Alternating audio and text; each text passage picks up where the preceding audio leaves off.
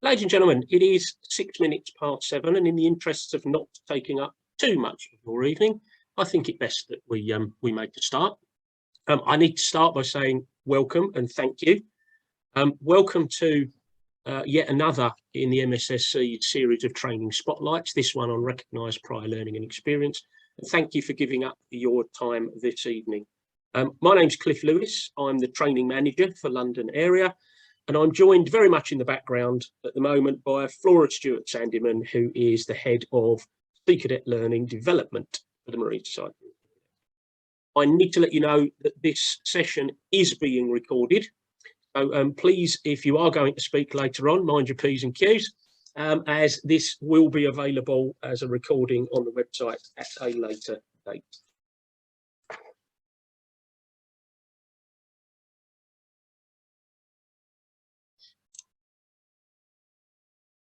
So let's get started then. What are we here to do today? And what are we going to cover? And how are we going to cover it?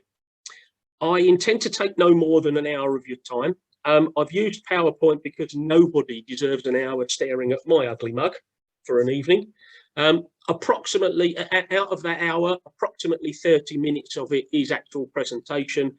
And the rest of the time available, if you wish to take it all up, will be on dealing with your questions and your comments. Today, we hope that we'll be able to cover what RPLE actually is, why you or other adults in your units should apply for it, what the benefits are. We'll introduce you to the RPLE Matrix list. We'll let you know who can apply for RPLE and what rules there are. We'll let you know how you apply.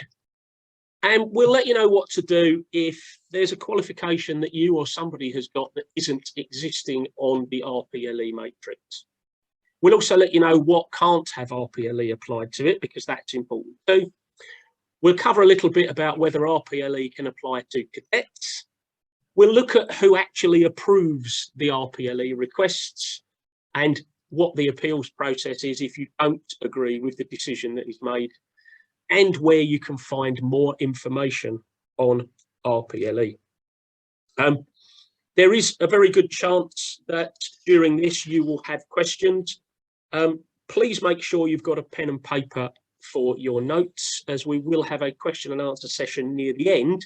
And if you note down your questions as they arrive, there is a chance that the answer may be given to you later on in the presentation anyway. If you get to the end and you have questions that haven't been answered, we will open up the question and answer session so that you can either ask them verbally or type them in to the Q&A screen if you would prefer not to have your voice recorded this evening.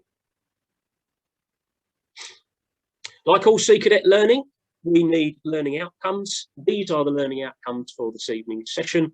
We hope that by the end of this session, you'll know what RPLE is, how it applies to volunteers, be aware of the matrix and where to find it, know what the rules are, know how to apply, either for yourself or on behalf of others, know how to appeal decisions that you don't agree with, and know where to seek information and advice on RPLE should you need further info.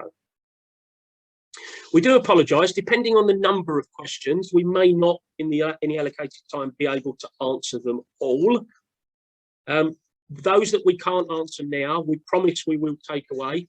And we will provide answers to them, but we'll also give you the opportunity and point you in the direction of finding further information that may well answer the questions that you've raised. So, what is RPLE? I'd like to introduce you to Terry. This is Terry. Her son Perry has been a Sea Cadet for some time, and Terry now wants to help by becoming an instructor at the unit. Terry is a teacher and also spent a little time in the Royal Naval Reserve before deciding to help out at her son's unit. She knows that to be an instructor in Sea Cadets, there's quite a bit of training she's going to have to do, but she thinks she might already have some skills and qualifications that could be useful and which might help her on her journey to becoming an instructor. Someone has already mentioned RPLE to her, but she doesn't know what it is. Recognised prior learning and experience, or RPLE, is the process by which Sea Cadets can recognise Terry's existing skills and ensure that she doesn't need to attend Sea Cadet courses to give her skills she already has. We call this exemption, and if it's applied properly, it can help Terry contribute to unit training much earlier, making her feel valued more quickly, and making sure she can progress through some of our required training more swiftly. RPLE isn't mandatory, and nobody should be prevented from attending a course that they're happy to do and feel the need to do, even if they may already have the skills. Of course, it would be helpful for people like Terry if some kind of list existed, so that those thinking of RPLE could check to see what exemption they might be able to get for their existing qualifications or experience. We've produced a matrix style list, which is on the members area website. We'll tell you where later. And it's really very, very simple. Across the top, you'll find Sea Cadet qualifications and modules that Terry might be exempt from. On the side, you'll find a list of the qualifications or experience that she may have already gained inside or outside of Sea Cadet. Each one has an ID number, which, if Terry thinks applies to her in her specific case, he should note down. She may need the information later if she decides to make an RPLE application. So, who can apply? Terry can apply for herself, but her unit CO, Kerry, this is her, can apply for her, as could anyone authorised by the CO, such as the unit training officer, the first lieutenant, or the detachment commander, if there is one.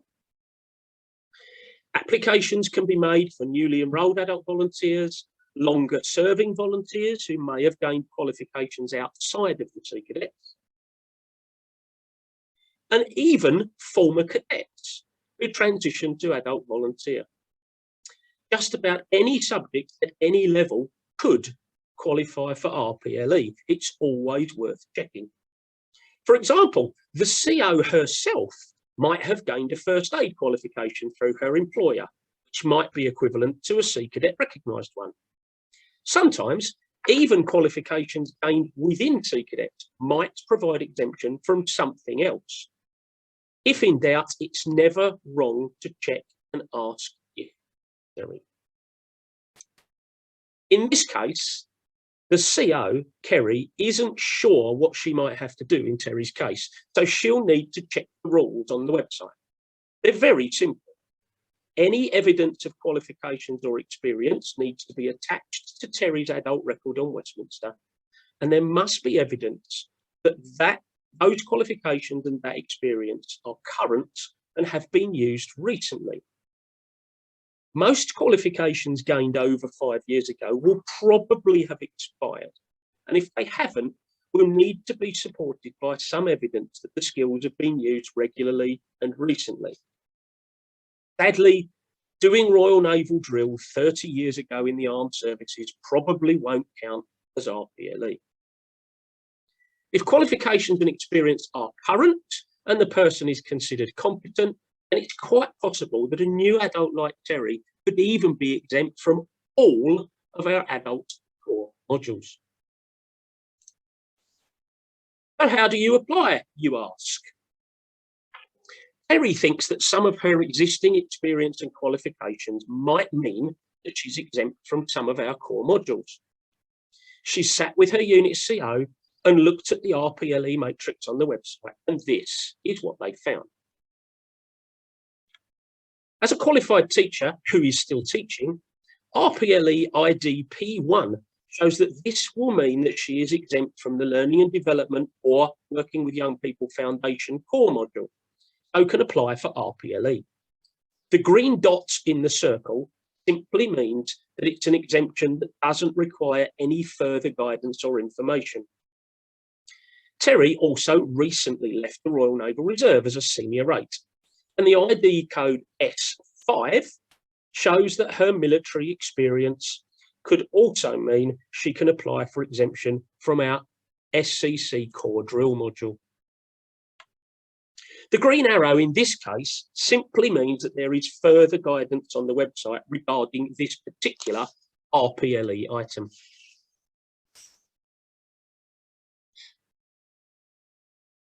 If the item Terry and Kerry have looked up has a green arrow, further guidance can be found on the very same website page where the matrix list was found.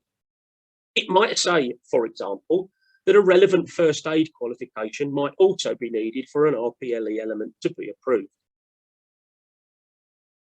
In Terry's case, a quick check of the document at the link shows a simple reminder that to qualify as RPLE core drill, she must have participated in RN drill in the last 5 years. So she's okay. So how does she make the actual application? Well, now that Terry knows she has 2 things that qualify as RPLE, she or her CO or other person on her behalf can go ahead and make the applications. Because it's 2 items, we will need to have 1 application per RPLE item, therefore 2 applications, except for 1 exception, which we'll cover later. The form is on exactly the same website page as the rest of the RPLE information. It's called a T40. There's no need to download it or save it. You can fill it in live on the website page, and provided you enter the correct area, Southern, Northern, London, Northwest, etc., when you finish the form and click submit, it will automatically be sent to the right person. It's all really easy. And for those who might struggle with the online form, there's a version which somebody can download for them, print and fill out manually. It is important that all of the information on the form is completed, including the RPLE ID number that we looked up earlier on the matrix. Oh, and don't forget that the supporting evidence for the request must have been attached to Terry's Westminster record before the applications are made. All that Terry needs to do, or Kerry if she did the application for her, is wait the result.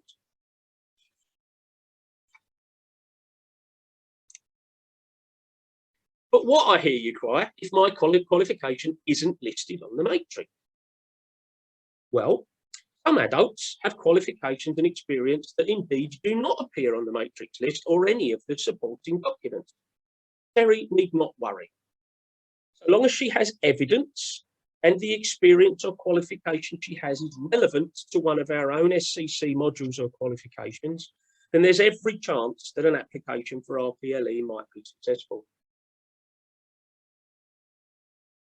If she has 10 years experience of making sandwiches for Perry's lunches, she probably won't be able to apply to be a seamanship instructor or catering instructor though.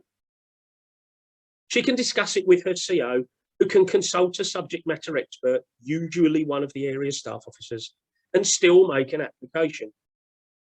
The matrix list isn't exhaustive, and we know that there are many excellent qualifications or experience that our volunteers may have that could be included.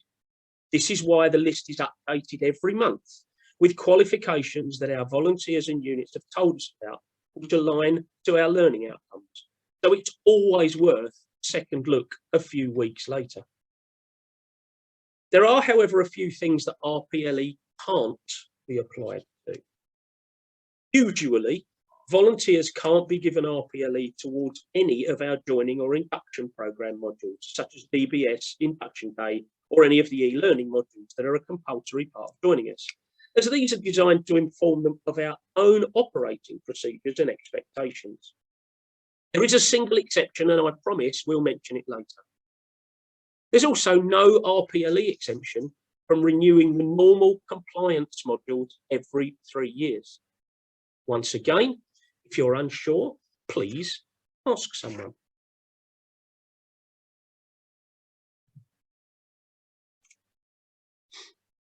This is Perry's son, who's a cadet. Remember him? Perry has heard about his mum's RPLE applications and wants to know if RPLE can apply to cadets too. The answer is yes, it can, usually in one of 3 ways. Cadets who attend certain Sea Cadet courses and gain a qualification can often have CTP modules awarded that will help them with advancement.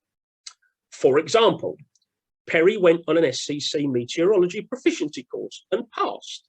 So he can now have all of the MT core modules awarded as RPLE.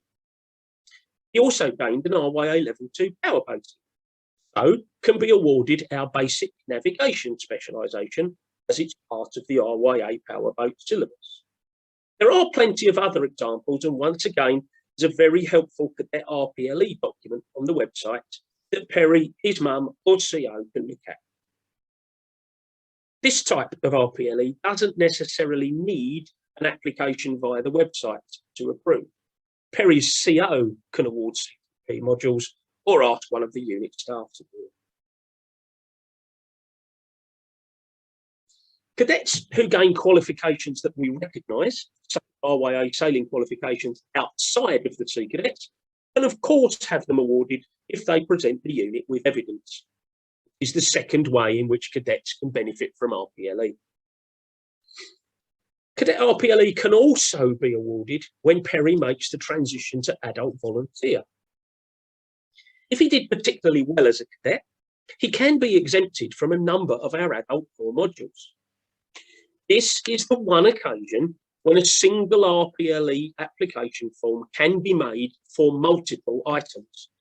The T40 form allows you to tick either Petty Officer Cadet Volunteer Exemption, which will mean that if Perry reached Petty Officer Cadet, he can be exempted from multiple modules with a single application, or you can tick All Core Training if Perry happens to have gained qualifications as a senior cadet that exempt him from everything.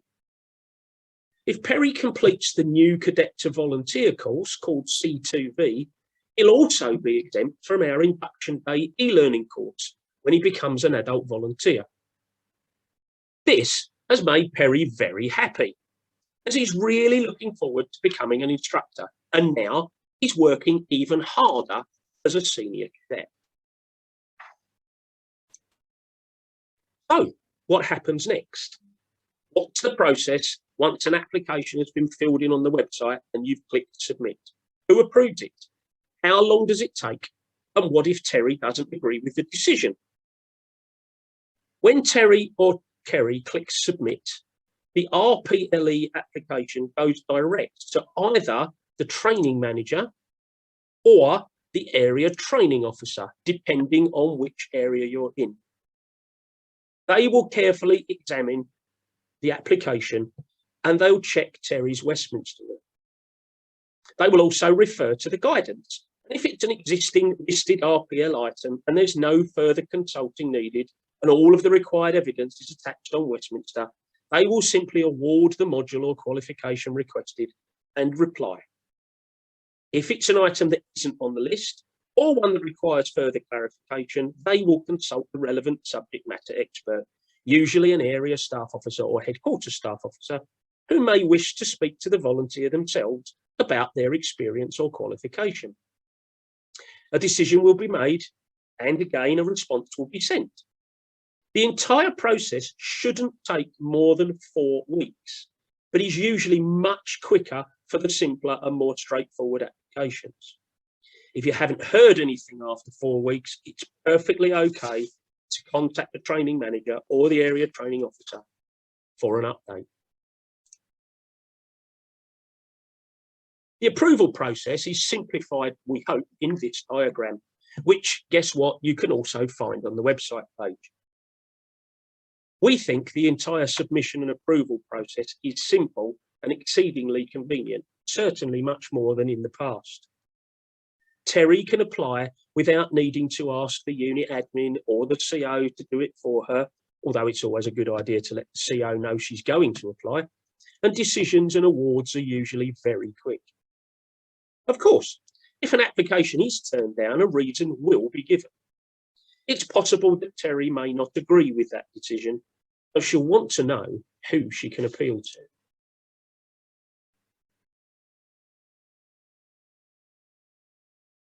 Appealing an RPLE decision is very simple. Terry or Kerry, her CO on her behalf, can simply send an email with all of the details, the more detail the better, to training department at ms-sc.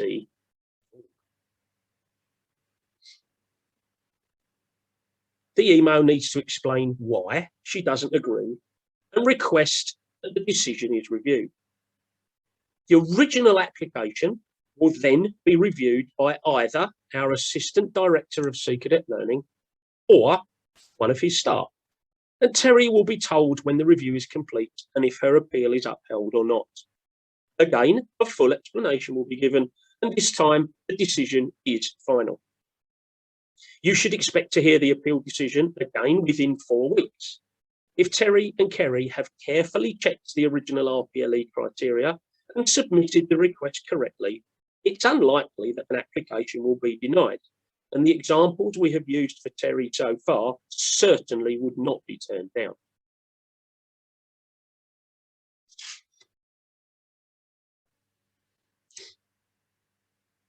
So where can you find more information and help and all of the various guides that we've spoken about? The really useful information and guidance is on the RPLE page on the members area or training and admin website, including everything we've already spoken about in this webinar. If you haven't found the page yet, just click on the Learning tab on the home page on the screen for you. And then click on Processes and Guidelines on the side menu, followed by RPLE. If you don't have access to the website, and we strongly recommend you arrange it if you haven't, you can speak to Unit CO or even your area training officer or training manager. Remember them? They'll all be more than happy to help you.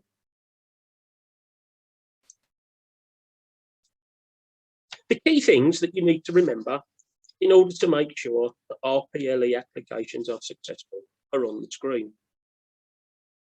The RPLE process, we hope, is quick and simple when you follow it correctly. Trying to shortcut the process by going directly to an area staff officer or an HQSO isn't quicker. In fact, sometimes it can complicate things and make the whole process take longer. RPLE is available for everyone, cadets, new volunteers, and longer serving adults. It is always evidence-based. No evidence usually means no RPLE. Qualifications and experience used for RPLE must be current, usually gained within the last 5 years, used within the last 3, or the last 5 at the very outside. List of RPLE qualifications is being added to all the time, and it's updated every month, so it's always worth going back and having another look. There is a very, very easy appeals process, and there's plenty of help and advice available. Just navigate to the website. So, is everybody happy? Well, Terry is happy because she doesn't have to do our learning and development or working with young people core module. And she doesn't have to do the core drill module, which means she can concentrate on other training once she's fully enrolled. Perry is happy because he knows that when he transitions to adult volunteer, he'll receive credit for what he achieves as a cadet. He also knows exactly what to work on whilst he is a senior cadet, which will benefit him the most after he's 18. And Sherry is happy because she has a happy new volunteer and a happy cadet, and because she now knows how to support and recognise their prior learning. And now she's off to see if she has any RPLE of her own. But are you folk happy, my audience? Well, if we have a quick look back at our original outcomes, let's check that we've covered them all. And of course, move on to try and answer some of the questions you might have. We hoped that you would know what RPLE is and how it applies to volunteers. We hoped that you would be aware of the RPLE Matrix and where to find it. We hoped that you'd know what rules apply when requesting RPLE. And we hope that you know how to apply for it, either for yourself or on behalf of others. We hope that you now know how to appeal decisions that you may not agree with. And we hope that you know where to seek information and advice on RPLE. We've been going for just short of 30 minutes. That concludes the formal part of the presentation for this evening. There are still questions. You may, if you wish, open the Q&A tab on your toolbar on Zoom and type your questions directly into there. You may type them into the meeting chat if you wish, and you may, if you really want to, raise your hand and we can unmute you and you can ask your question verbally. Ladies and gentlemen, it's over to you. There'll be a pause while I'm sure you're all furiously typing away. As the questions start coming in, we'll do our best to answer them between us, Flora and I. And we hope you've enjoyed the presentation this evening. Thank you very much.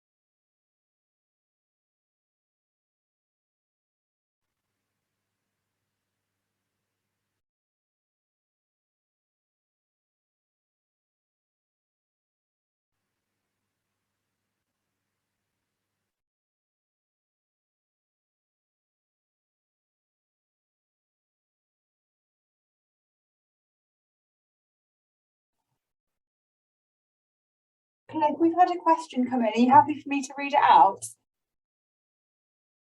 Oh, you're on mute at the moment. Thanks, Flora. I've just seen it. Thank you, Phil.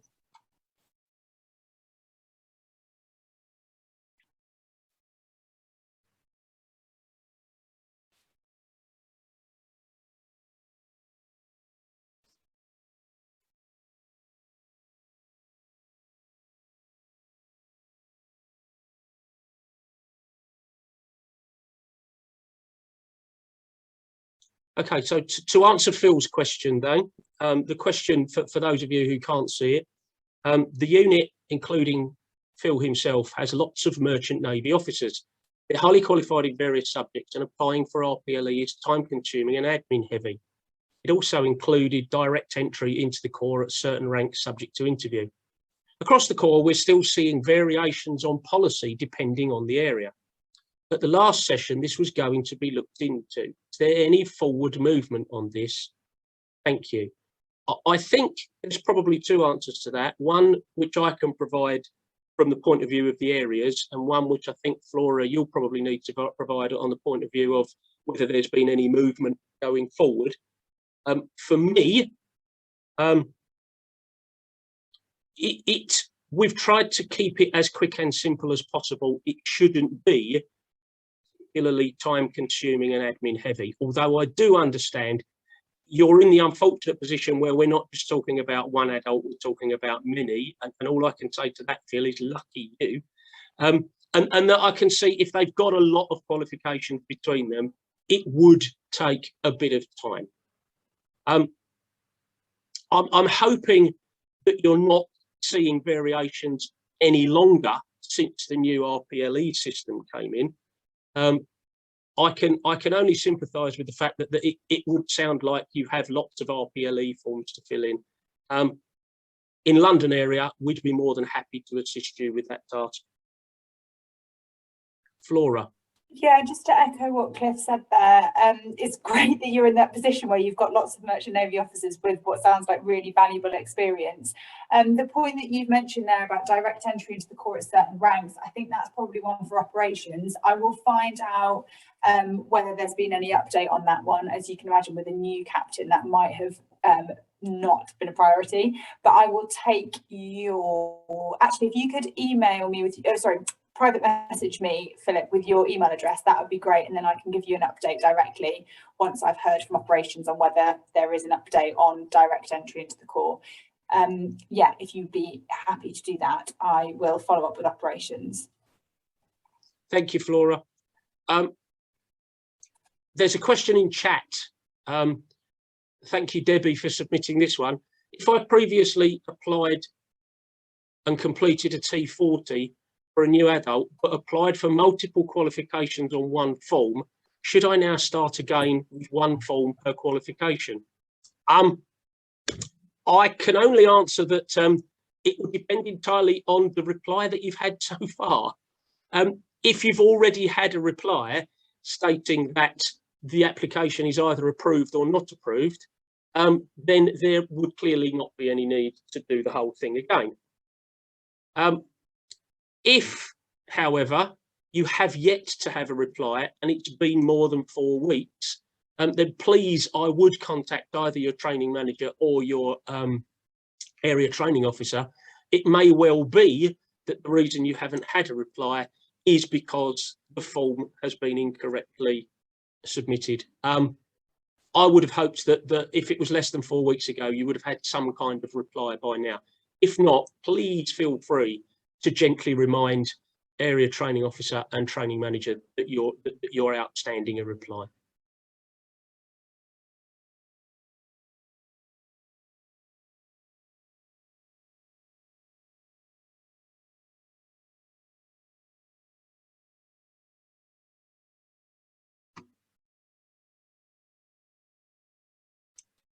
Now, one of two things is happening here. Either folk are merrily typing away incredibly long questions still, or I've done my job so well this evening that there are no further questions. I'm gonna give you guys the benefit of the doubt rather than me, and actually leave this live and open for another few minutes, just in case there's that last minute, ooh, I know what I meant to ask moment. Although I wouldn't mind betting that at 20 to 8 on a weekday evening, you're all probably desperate to go away, sort the kids out, get the dinner done, and whatever else is that goes on outside of Sea Cadets in normal, ordinary lives.